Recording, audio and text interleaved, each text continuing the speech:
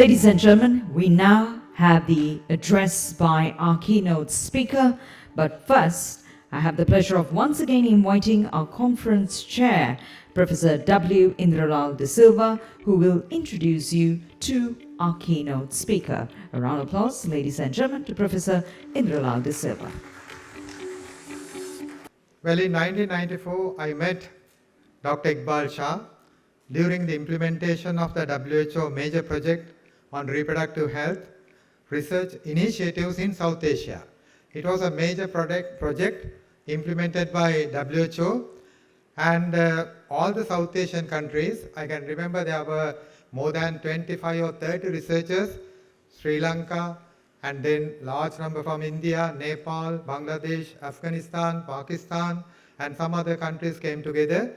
The project was Reproductive Health Initiatives. That was held in 1994. I met Dr. Iqbal Shah by that time. And I also presented a research project on pubertal morbidity, and that was selected. Therefore, I was lucky to get his advice and also his cooperation. Therefore, we had actually a consultative team or advisory team. That team comprised by that time Professor John Cleland, London School of Hygiene and Tropical Medicine, and also Dr. Iqbal Shah from the WHO, and also Dr. Sherin Gigi Boy, and there were so many other people, and also counterpart from India was Indian Medical Council, and also Population Council, and there were so many other agencies were supported that research initiatives in South Asia. I had an association with Dr. Iqbal from 1994. Therefore, let me now introduce Dr. Iqbal Shah in a very formal way. Dr. Iqbal Shah holds MA in Sociology, MSc in Public Health, and PhD in Demography. He is currently a visiting scientist at the Department of Global Health and Population, Harvard T.H. Chan School of Public Health. Actually, we call Harvard School of Public Health, but sometime later they have changed the name Harvard T.H. Chan School of Public Health to represent one very good scholar came from China. And then he is currently a visiting scientist and he's a consultant to the Population Council USA from 1985 to 2012. Dr. Iqbal Shah was Chief of Science, Social Science and Operation Research and Coordinator for Preventing Unsafe Abortion at the World Health Organization headquarters in Geneva, Switzerland. In 2016, he received the Marijo the Sihon Operation Research Award from USAID in recognition of his dedicated efforts to building the capacity of social science researchers in developing countries, generating and utilizing research for policy development, and improving the lives of women and girls through better access to reproductive health care. In 1996, he received the European Society Contraception Prestige Award for Excellence in Clinical Research. He has published over 100 papers, including 7 in Lancet and 10 in BMJ, and also he has also co-edited 6 books, and also many conferences he had made and visited Sri Lanka many times. His research focused broadly on sexual and reproductive health and rights, particularly in low and middle income countries, and also on the family planning, abortion, infertility, adolescent sexuality, and reproductive health. In fact, there's another important thing. Dr. Iqbal Shah was the principal research scientist of the multi-country study, including Sri Lanka, Nepal, Tanzania, implemented by, again, Harvard T.H. Chan School of Public Health, Boston. It was a somewhat long project, and the college also participated in this whole exercise, Obstetricians and Gynecology College, and he has visited Sri Lanka many times, and it was implemented, as I remember, from 2015 to 2019, quite 4 or 5 years. Therefore, he has visited Sri Lanka many times, and he has visited South Asia many times, and also have worked with large number of South Asians and many people in the world has a very good knowledge about our countries, and his keynote speech will be quite important for all the participants to understand the world scenario, particularly the South Asian scenario on sexual and reproductive health. Good morning, everyone.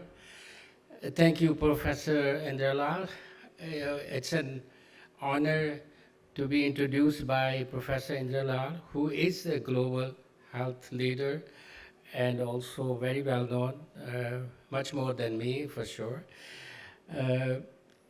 I like to thank him, and I like to thank the organizing committee, technical committee, as well as all the sports staff that made it possible for me to get this honor to speak to you.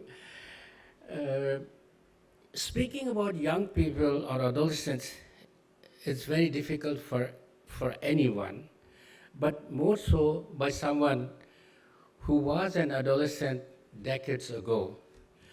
It's even doubly difficult to speak when your spouse is among the audience, and especially in the front row, but I shall try.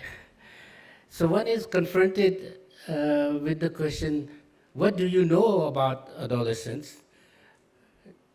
So I reflect on the studies that were supported by WHO on young people, and Professor Indralal already mentioned about them.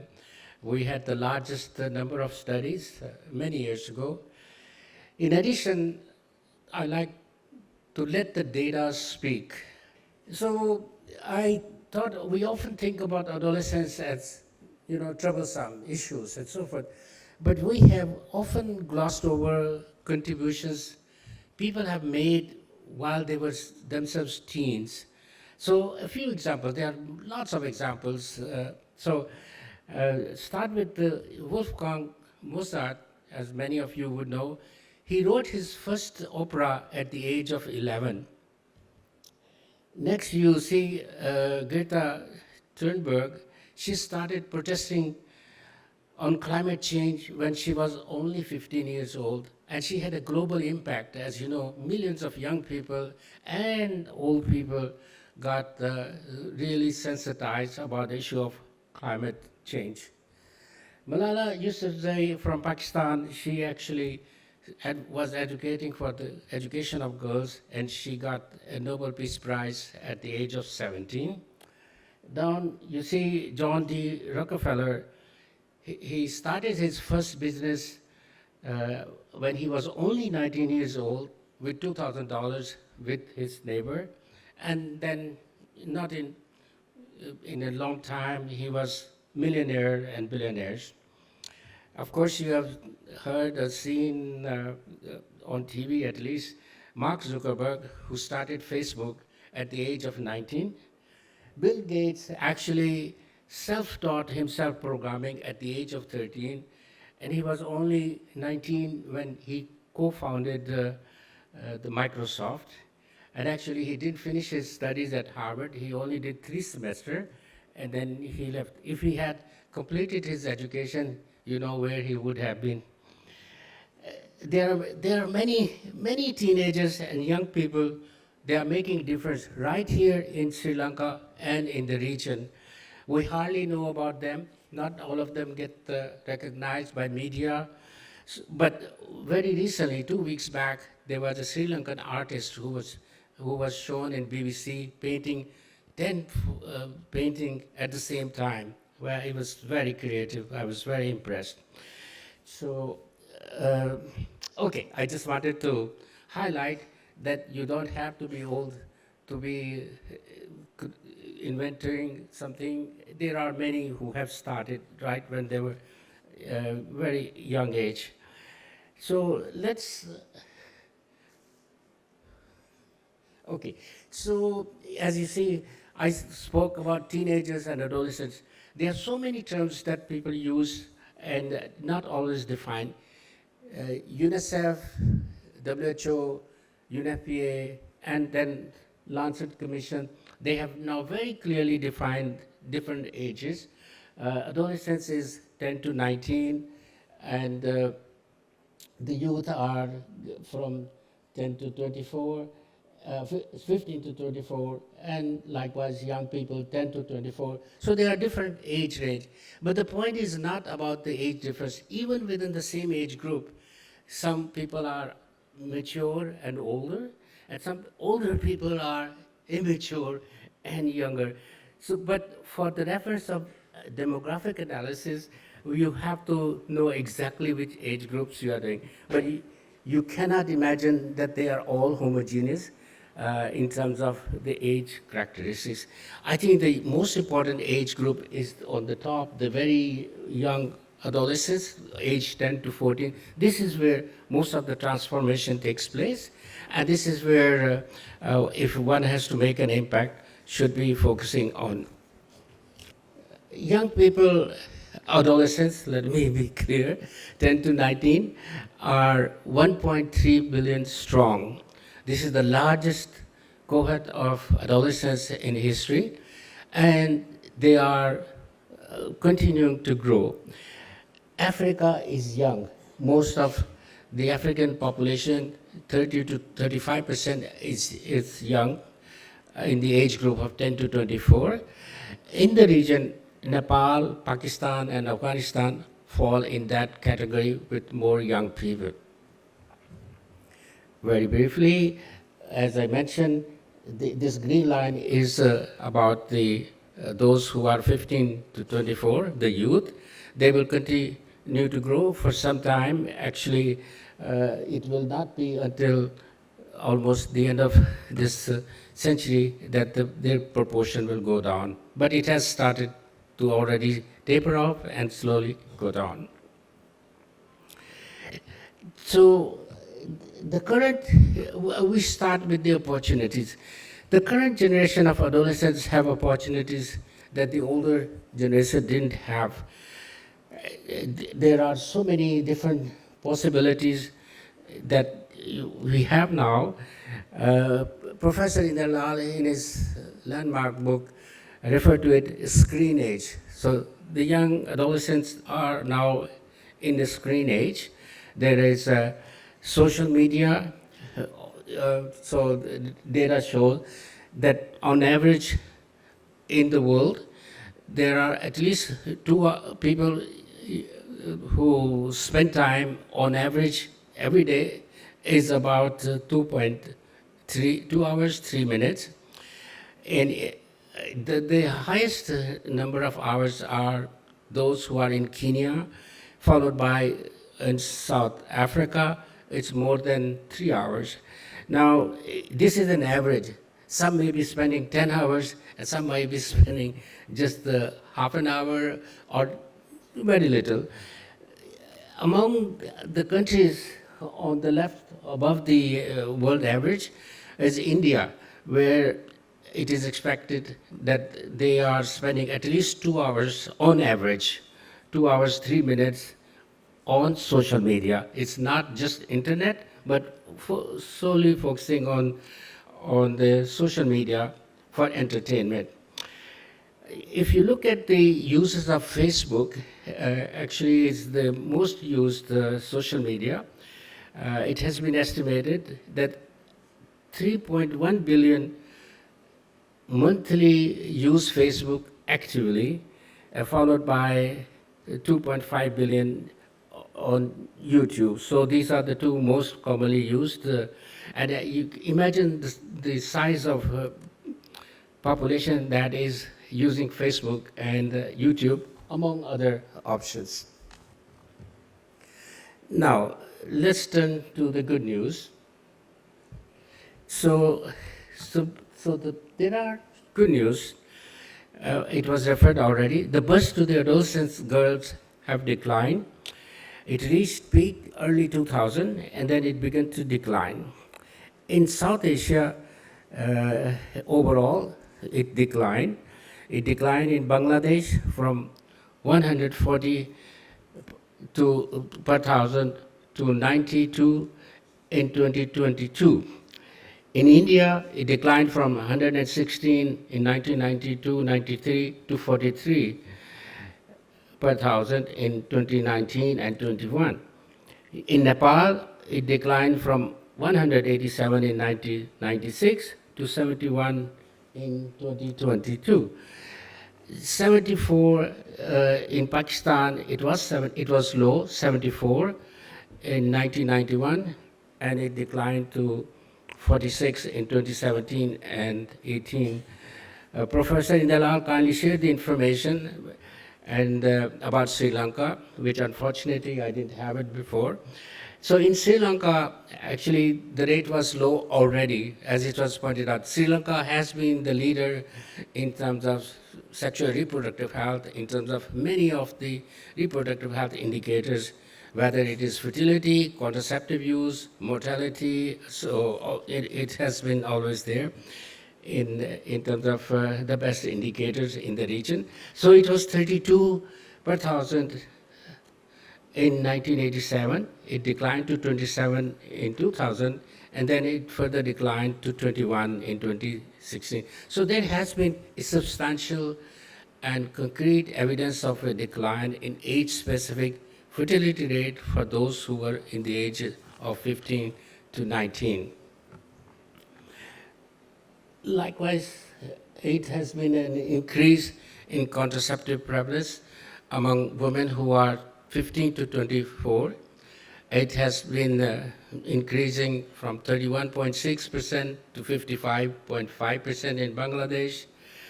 It has been less dramatic in India and Nepal. In Pakistan, it increased from a very low of 5.1% in 1990 and 91 to 3 times to 15.4% in 2017 and 18. But challenges remain. There are risks, some continue to persist, and there have been some new. So the new challenges actually come at the downside of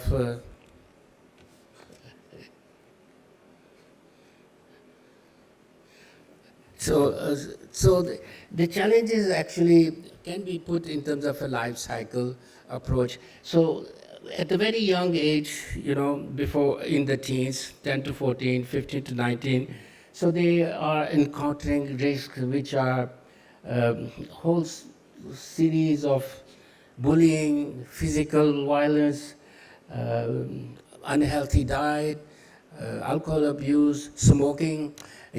Most of the adults who smoke, they actually started smoking when they were in teens or adolescents. So there are many risks that actually get started when they are very young and they persist up to older age. And in fact, some of them get even transferred to the next generation.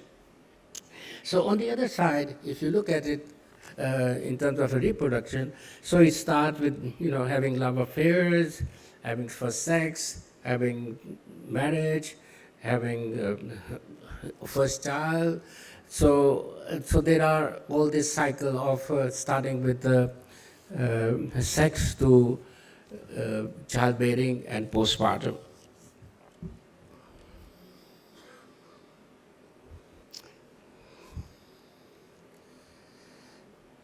So I'd like to bring this is the seminal work done by Professor Indralal, actually one of the most comprehensive study that I've seen in the region related to Sri Lanka.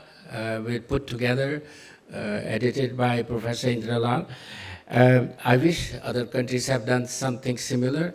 So either they don't do it, or if they do it, they don't publish it. I had followed the framework because Professor Indralal talked about the risk factors and then moving on to the sexual reproductive health. So I have been very informed by his publication.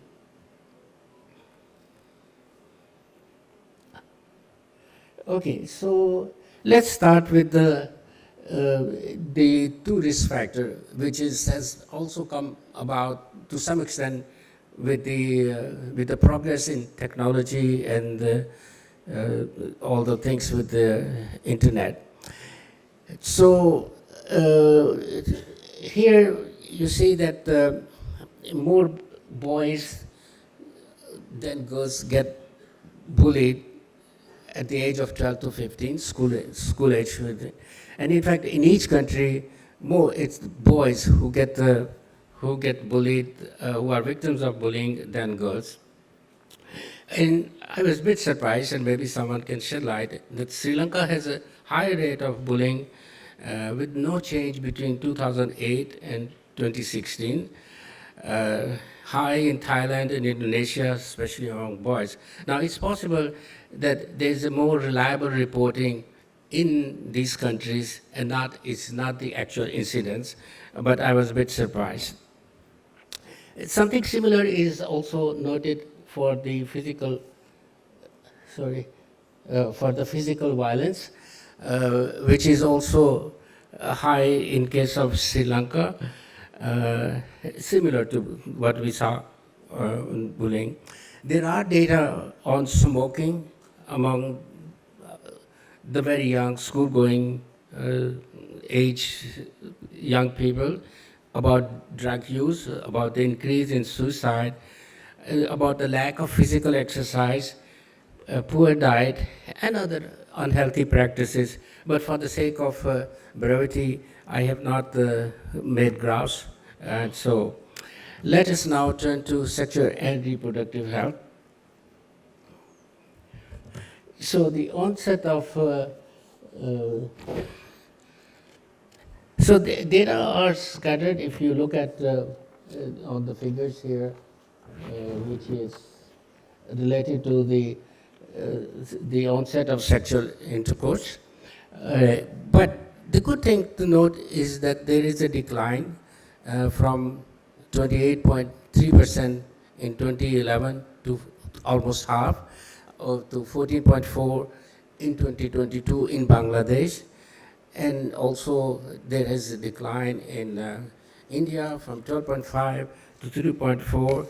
So there has been a decline in all of these countries, even though the data are scattered. Not all countries report about something sensitive, which is considered to be not to be reported or shared.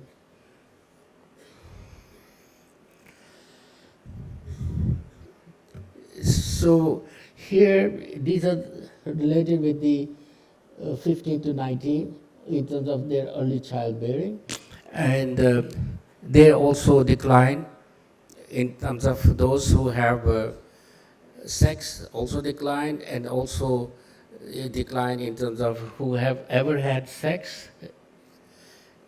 And this was declined from high figures to lower.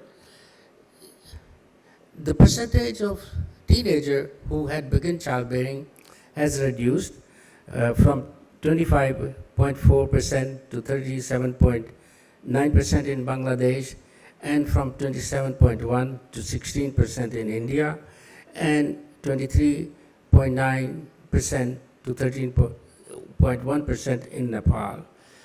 So there has been a trend, even though it's not as dramatic as age-specific fertility rate. Over. Okay. Now, thanks to Professor Inderlal and Ranjit, they shared some information about the unmarried, which was more available in Sri Lanka than in case of India and in case of Bangladesh or Pakistan. So you can see here that the proportion saying men or female about the young people 15 to 19 in Sri Lanka, that they have had a love affair or sex, it's quite high about the young people reporting, self-reporting about having had an affair, having dating, but the sex, initiating of sex in the age group of 15 to 19 was low, but more so it was increased in higher in among the women than in the men. So from this one, we see that the progress have been made, but the challenges persist. One of them is, of course, the use of contraceptives, which is reported, and that has also been improved. The unmet need remains, and it's quite substantial among the younger age group. So let me now conclude, and actually,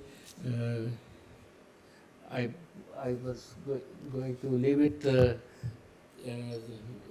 for you to decipher. But what we see here is that there has been a substantial progress in the reduction of child marriage, in reduction of fertility among the young 15 to 19, in terms of the early childbearing before the age of 20. So there have been all these positive progress that have been made. But at the same time, there are issues still remain, which continue to be the lack of sexuality education, and also uh, there is continue to have the unmet needs, especially among the young people.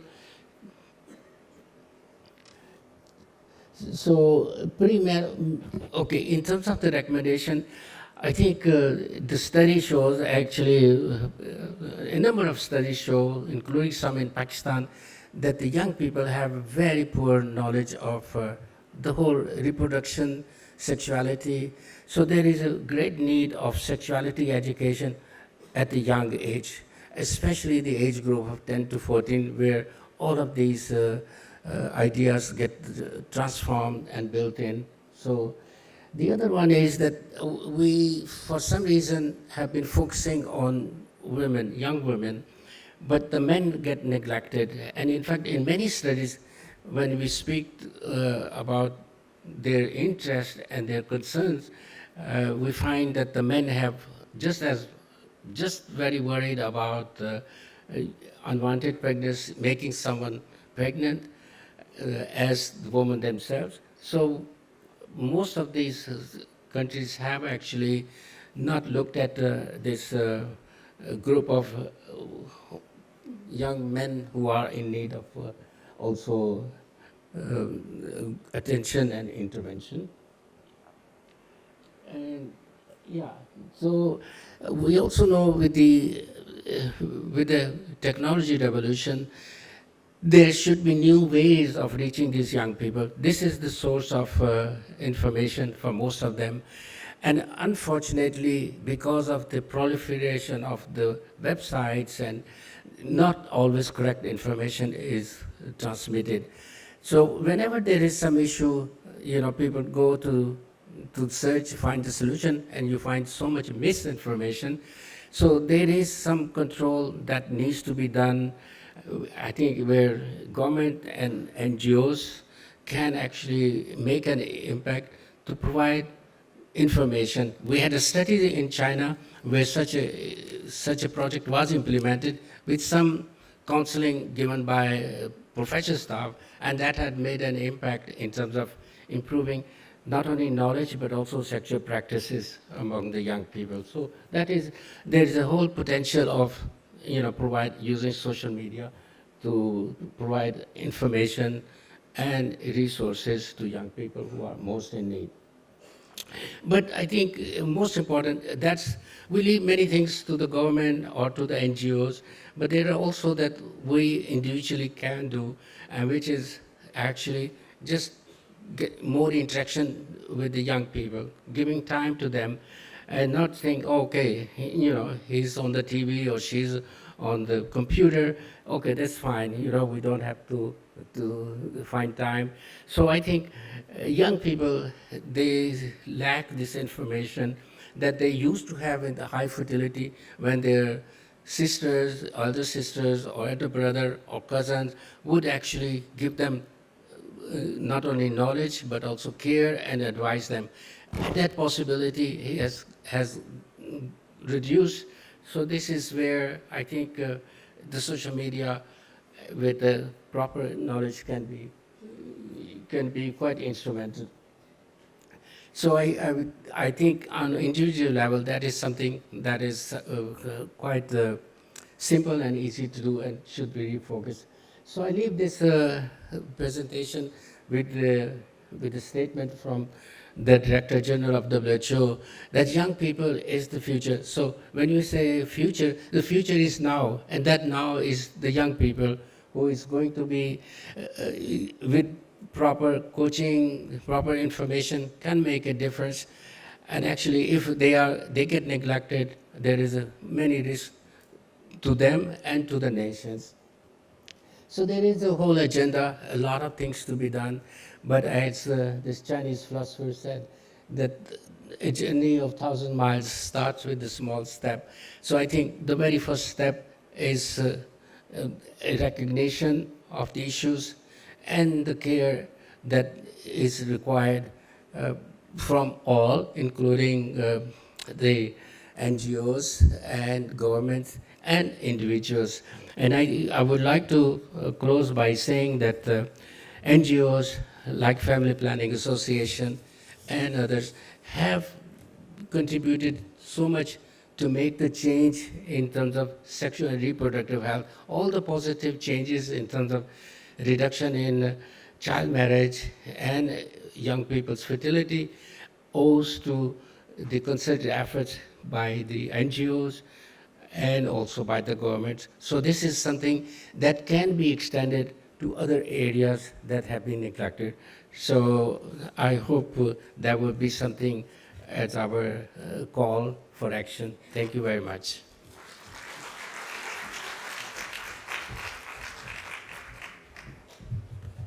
Thank you for sharing us with that very keynote and influential message with those stats as well. Dr. Iqbal Shah, our keynote speaker, research scientist, Department of Global Health and Population of Harvard University.